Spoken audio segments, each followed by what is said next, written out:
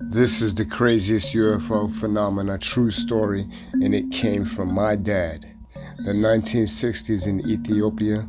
My dad is just a child, 9 years old at the time, playing with his best friend Gabriel after school. They were playing in a fenced backyard at my dad's house. My dad turns his back for a second. They turn to look back at his friend.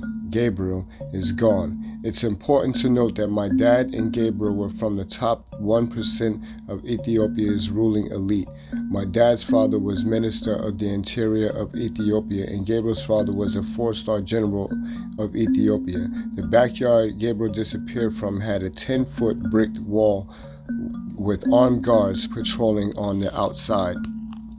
A couple of hours passed. His parents, my dad's parents, and guards are searching, but no Gabriel. 48 hours passed. Now there's a nationwide search for his important general's kids. It's on the news.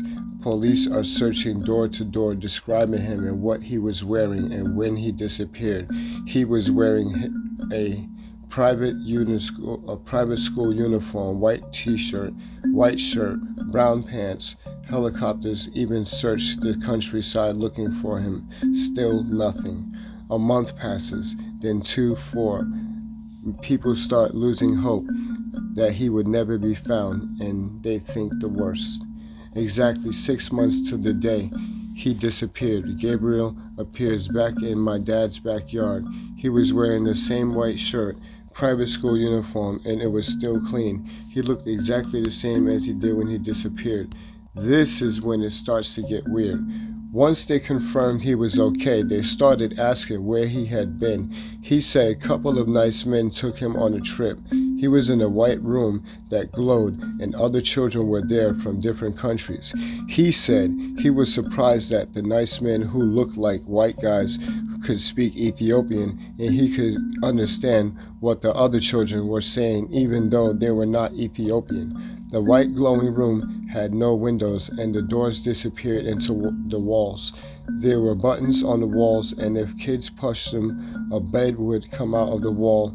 He said he was all of a sudden in a city that was glowing, clean, and cars were flying around him. He said there were a couple of people there, but they looked strange, like us, but different.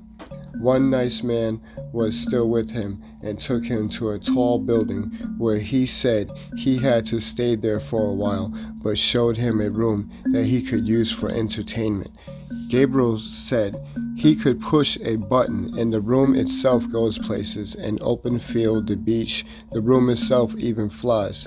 He said after a couple of hours he was taken back to Ethiopia and appeared in the backyard. He thought he was only going to be gone a couple of hours total. No one believed him, and Ethiopia being a super religious country, most adults around him thought he got possessed by the devil.